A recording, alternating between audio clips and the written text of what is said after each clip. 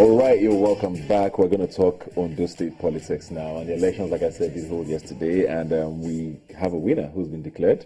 The APC candidates. Well, let my guest here do all the talking. I have you with me, Tokumba David. Thanks for being here today. Thank you very much, Quite an interesting election. I mean, all the elections I've held this year have been quite dramatic, but I think this one actually tops it all. Yeah. We had a debate with the PDP candidates. 2 days of the election, we had another candidate showing up. It's quite confusing. Let's start with the PDP, for example. First of all, people have said this election was lost pretty much because the PDP was against itself. I mean, they are currently in government there with Governor Mimiko, who has sort of defied all the odds in the last 2 elections, where he beats sort of the ruling party in his region in the southwest twice. So everybody thought he was going to have this one as well. Why was the PDP fighting so hard amongst themselves? Well, this state is very, very interesting. Like myself, while assessing what just happened as a matter of the few months and the build-up to the election, it's just a case of PDP reaping from their, what I call it, the seed of discord they've planted over years.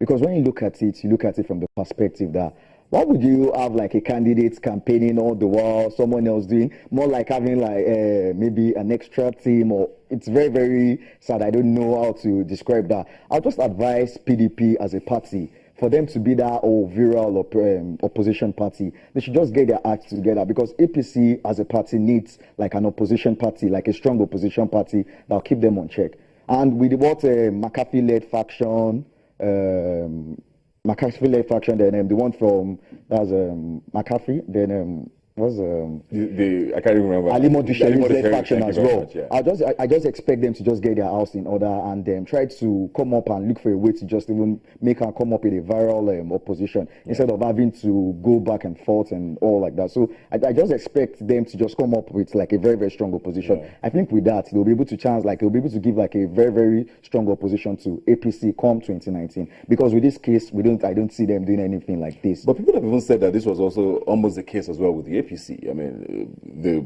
Jagaban had a different candidates from what the APC wanted, and it looked like there was also some infighting. So how come it didn't affect them equally? No, I guess APC's own was they actually managed it. That was the case of APC. They managed it very well. Even people insinuating that Jagaban's candidate is so and so person and all like that, you can see that it didn't come out maybe publicly to declare that, oh, this is my candidate. Neither did anybody. But they did say that the primaries were yeah, that's what it said. But apart, it didn't come out like maybe publicly, the way APC and PDP went about carrying their own. And even at that, we still saw that there was a way they still, because after all, these guys, they are all friends, they are all political friends afterwards. So PDP should just get their house in order. That's just my own charge to them. Do you think this would have been different if Governor Mimiko was still in the Labour Party?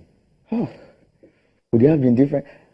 I wouldn't say it would have been different, because it's still going to pan out the way it is. Because one thing about politics. Sorry to cut you there. People have said, I mean, when he was in the Labour Party, he was the Labour Party. Yeah. He got to the PDP, the party became bigger than him, and it was tougher for him to control things the way he wanted, which was what he was pretty much doing in the past. I just think the issue of this PDP, what's happening right now, is just as a result of what's happening coming from the national party, as in the national party, like because of what's happening between the two led factions. That's just the basic issue that is happening in PDP. Because if Mimiko wasn't there, it's still going to be the same issue they're going to face. Yeah. So that's just the whole case. It's very, very sad, but they just have to get their house in order and try and come up. Well, like I said at the beginning, we have a new governor-elect, Akeredolu, who is not his first time running. He's now been elected governor.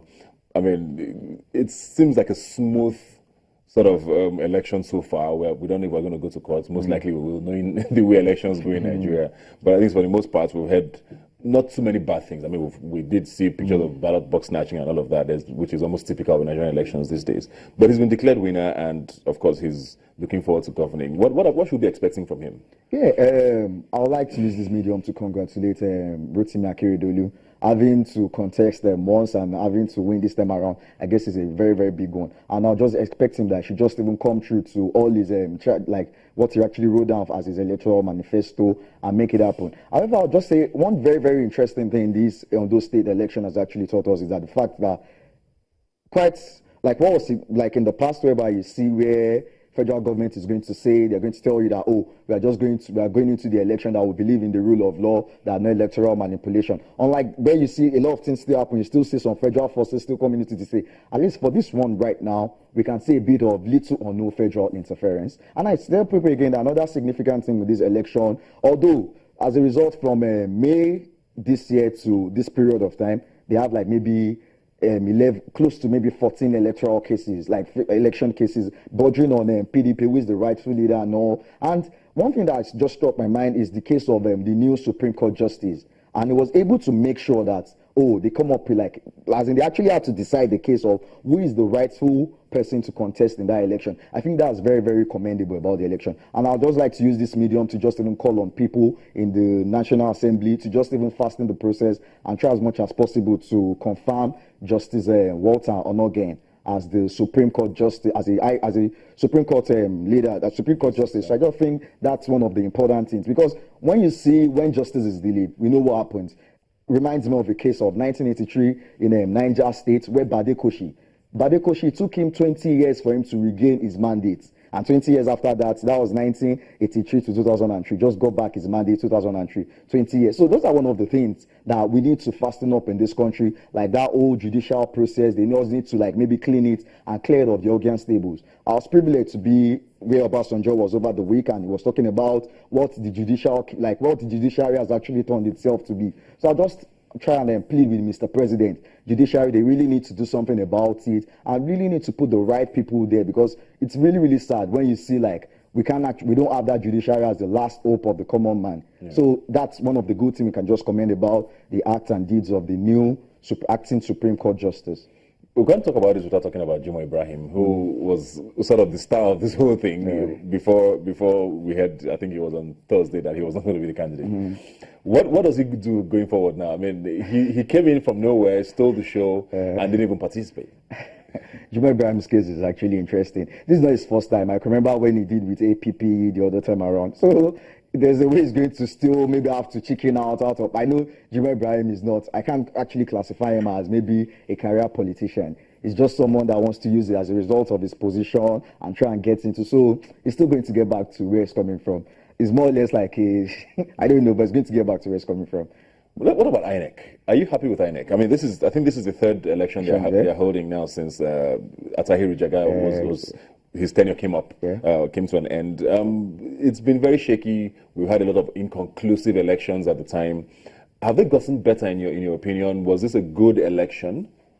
I think this present one is actually a good show. Although the elections in the one they did in Rivers State, Rivers State, as a result of how volatile the region is, as a result of the political heads there, they had these old issues of maybe closures here and there. But for this one, and I was reading a stats and report whereby they said only 10% of the card readers weren't working. And I think that's a good one for INEC. INEC actually, I think this election is actually, if you're going to use this as a test case for INEC, I'm going to give them the mark of maybe 80% for these elections.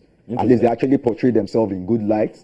And even when those political heads, those political juggernauts were calling foul, were crying foul, were telling them that, oh, this is how it is, INEC still stood their ground, which I believe should be one of the, at least an institution like that. We expect them to be very, very detached from political parties and political institutions. So I think I'll give INEC 80% we still had stories of ballot boxes being stuffed and snatched. And I mean, maybe the snatching is probably security operatives who would handle that. But when ballot boxes are still stuffed and we're hearing of, why do we still hear about things like that? Why are they not able to sort of know where these things are, know what is valid and what isn't valid? Why do we still hear about that? For the ballot box, that's, maybe I'll just describe that as our own, maybe the distinctives of our own culture there, because these things have been there past, and it's so sad that we still see it right now. However, I'd like to bring to our mind what happened during Donald Trump's election, and where maybe a day to the election, he was telling them about what was happening in the state of, was it not either Virginia or one of those states, where he told them that like maybe 4 of those ballot boxes weren't working well. And he still like put his case to the court, and even the court had to like just decide the case. So you still see little things like this still coming up. However, what is just important is that it's not as rife as it used to be, like as rampant, and where you see people that this case here, this case there, is this one. It's more like an improvement as regards what's been happening.